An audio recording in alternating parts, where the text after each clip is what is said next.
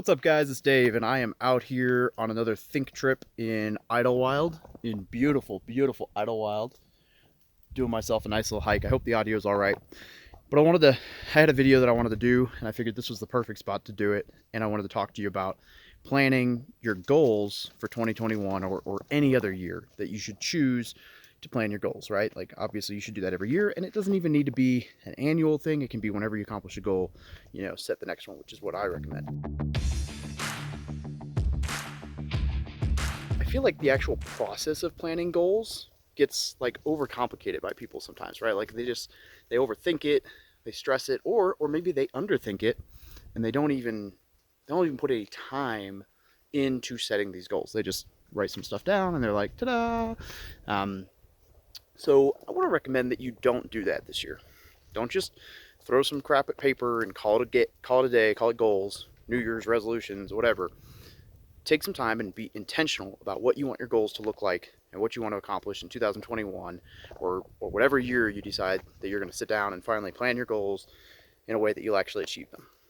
And the first thing you should do, which is why this incredible location, like, I don't know, 7 or 8,000 feet up, halfway up San Jacinto Mountain, well, more than halfway, but that's the reason why this is such a fitting place to talk about this, is because the first thing that I would recommend is that you go somewhere quiet, like a park, nature, outdoor. Go outside somewhere where it's quiet, where it's peaceful, where you can be completely left alone. In nature's wonderful. If you can get out in nature, that's probably the best spot for this. If you can't get out in nature, it's fine. Just make sure it's a quiet spot. Don't take your cell phone, which is, for the record, I'm recording this on my cell phone.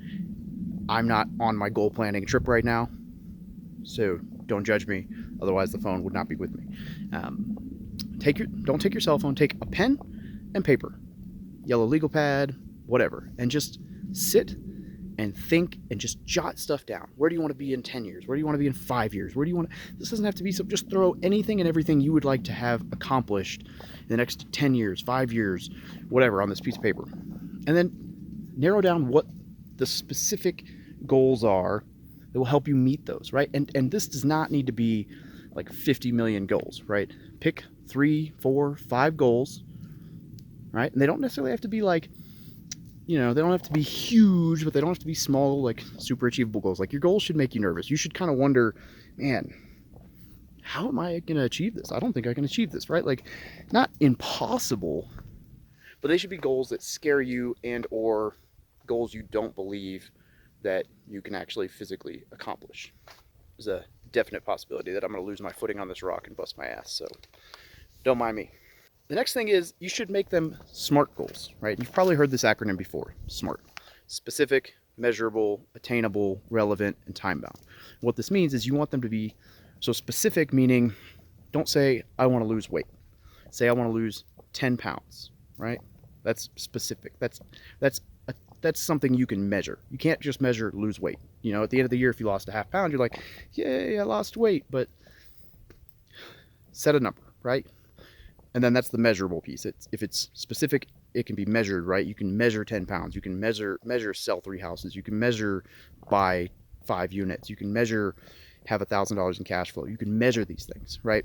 And then attainable, right? Like, don't set goals that are like physically impossible. Like, if you don't have a pilot's license or you're like blind or whatever, like something, you're not going to be able to get a pilot's license, and you're like, I'm going to fly an airplane around the world. Like, probably not going to happen. So I don't necessarily mean that they need to be in your comfort zone. They shouldn't. But attainable. If you've never bought a house, don't set your goal to buy Trump Towers, right? That's not attainable. But you could set it to buy 5 or 10 houses, and that would be attainable but scary, right? And then relevant. So they should align. They should be something that you can handle. Like, if everything you do is real estate based, and then your goal is like,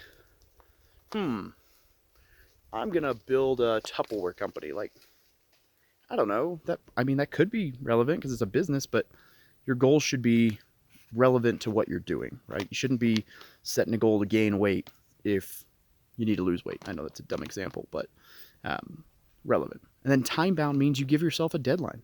Studies have shown that you are much, much, much more likely to accomplish a goal when you set a deadline. In fact, they say that the task will actually grow to the size of the timeline, meaning if I give you 2 weeks to accomplish something, it'll take 2 weeks. But if I give you 2 days to accomplish that same thing, you'll be able to do it in that 2 days, right? So set yourself goals with a time, so they're time bound. So I will lose 10 pounds in 90 days, or I will lose 10 pounds by December 31st, or whatever that goal is, and however you have it set, right? All right, now that we've talked about why they need to be SMART goals, I want to reference you. There's another video I made on how to create a vision board for 2021, and you should go watch that. I'll link to it.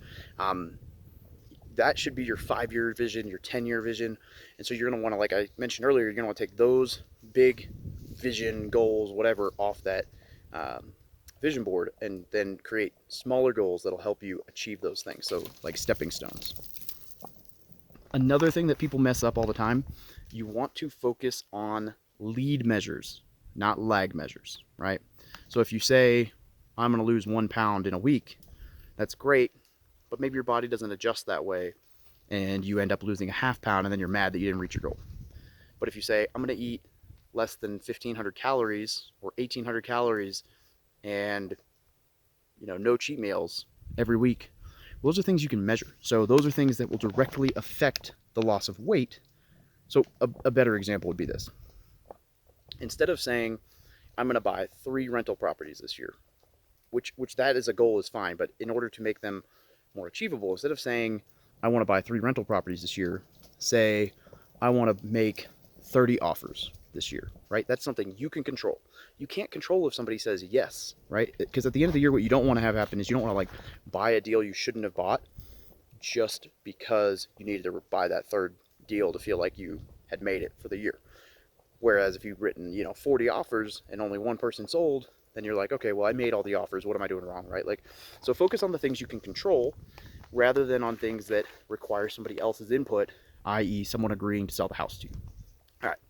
And then you want to focus. So now you've got the 10-year, the 5-year, 3-year, whatever, and you've got lead measures. You're going to create 1-year goals, right? So if your goal was to have 60 units, or we'll say if your goal was to have $6,000 a month in cash flow in 5 years, then maybe your goal for this year would be like $1,200 extra in cash flow. And then you're going to break that down to 90 days. So then maybe that's $300 extra cash flow. And you can break that down even more. So maybe it's an extra 50 every week, 50 every month, whatever. And so that makes it more believable, achievable. Like now you can break it down. It seems, saying you're going to have $1 million in the bank in 2 years is not easy. And it sounds sounds difficult, but if you say, hey, I'm going to have $10,000 in the bank by the end of this quarter, that might be more achievable, right? So just break it down into smaller time frames like that. All right, and then you're going to break this down into monthly and then weekly goals, right? And so for the weekly goals, this should be like for me, it's every Sunday afternoon, Sunday morning, Sunday afternoon. I sit down with my journal and I write out for the week, hey, this is my 90-day goal or rock, whatever you want to call it. And so in order to achieve that, my most important next steps for this week are XYZ. So if my 90-day goal was 10 offers, then maybe my weekly goal would be to write 2 offers or 1 offer, whatever, right? Do the math, figure it out, push yourself a little bit, and just know that you want to get a little bit better every week. And then do it. So schedule out when you're going to accomplish that during the week, and then make it happen, right? And my next video is going to be about actually achieving the goals. This is about planning the goals. But long story short, you want to have like a 5-10 year vision, like a long-term vision, and then like a 1 to 3 year like goal set. And then you want to break that down into like 90 days, 1 month, and then eventually 1 week, so that they're more achievable, like bite-size pieces. You're not eating the whole pie, you're eating little bites at a time, and that will eventually take down the whole pie.